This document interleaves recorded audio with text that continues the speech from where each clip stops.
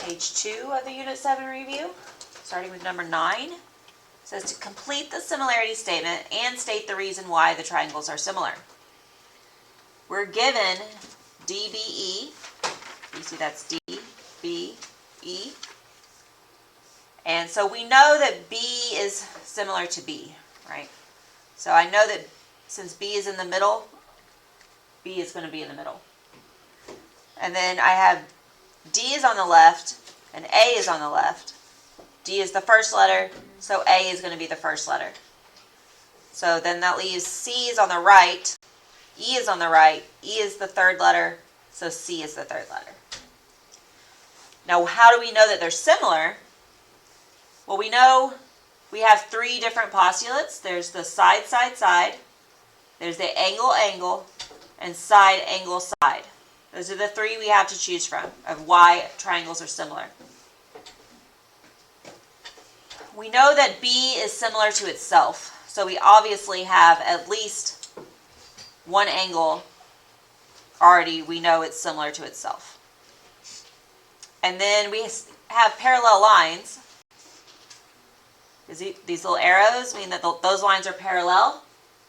And in parallel lines, corresponding angles are congruent.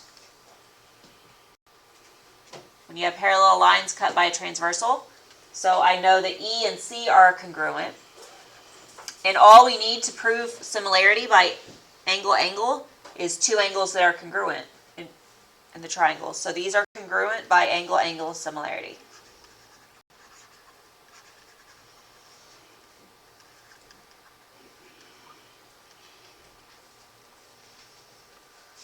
All right, so that's number 9.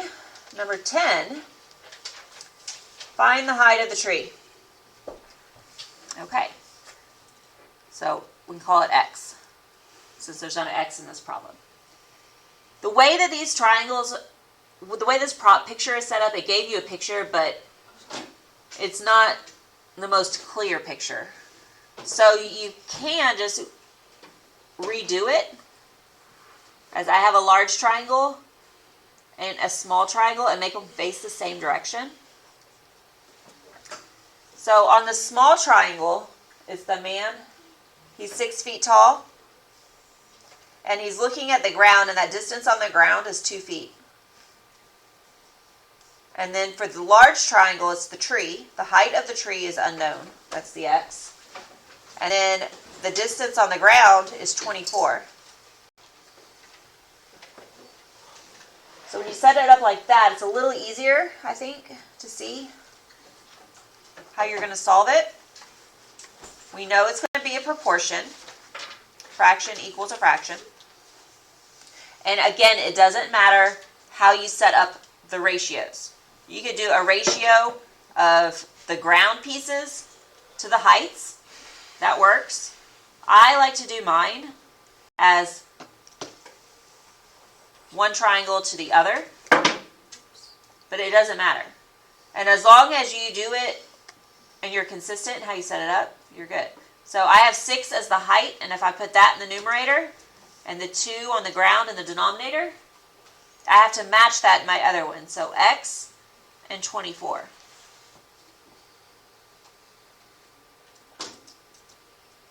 So it's the ratio of height, we'll call it a shadow because I don't know what it's supposed to be in the picture. Height over shadow equals height over shadow, because we know shadows are on the ground. And then cross product. So 6 times 24 equals 2x.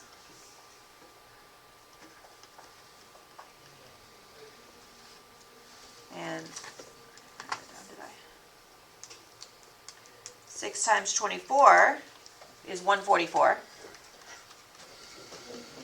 So 144 equals 2x. And then divide by 2. So x is 72, which is the height of the tree.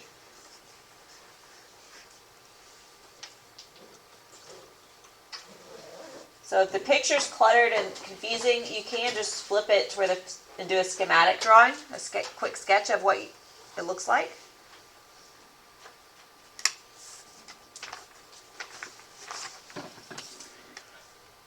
And then number 11,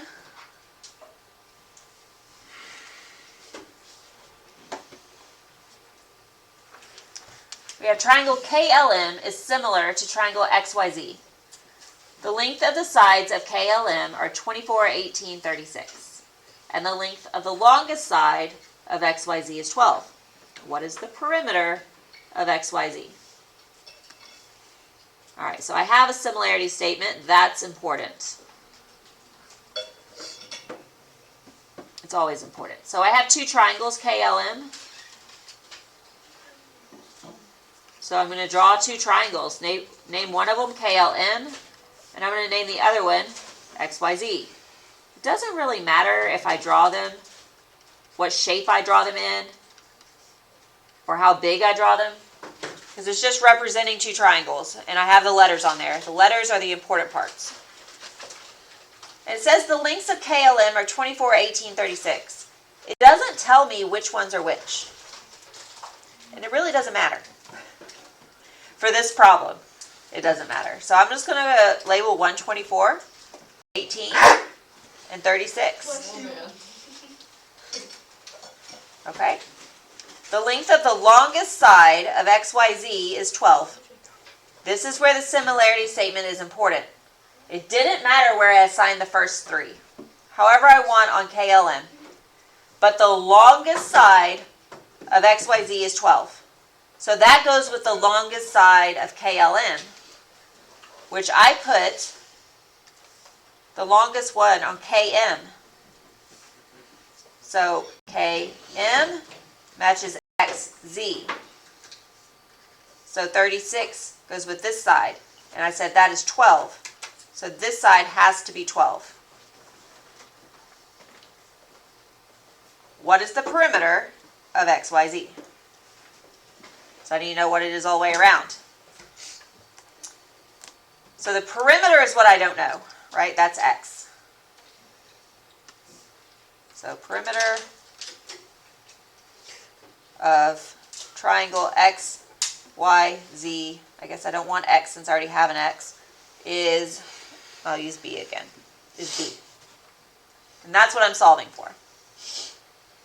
But I have something I can compare, right? And I have the perimeter, and I can add up the perimeter of KLM. Hold on. First I want to compare 30, I know 36 and 12 can make a ratio for my proportion. So I have fraction equals a fraction. 36 and 12. Those sides go together. I'm solving for the perimeter B of XYZ. That's the green triangle. That's where the 12 came from. So the B has to be in the denominator because I put the 12 in the denominator. And I can find the perimeter of the blue triangle by adding them up. 24 plus 18 plus 36. 18, 3, 4, 5, 6, 7, 78. So the perimeter of the blue one is 78. And then I can do the cross product.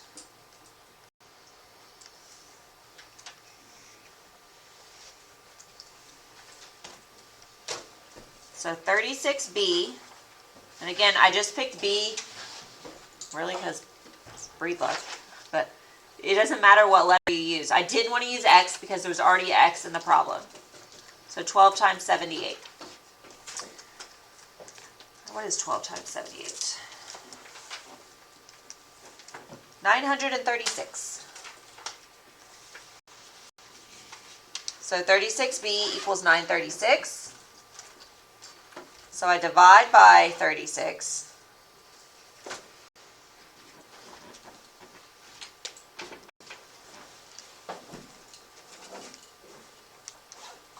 And it's 26.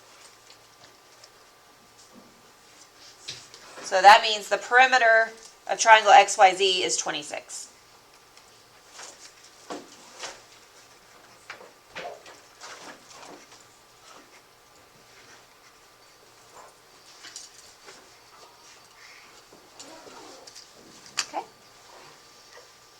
So I set up a portion using the sides that I could figure out go together, and the missing perimeter with the perimeter I added up.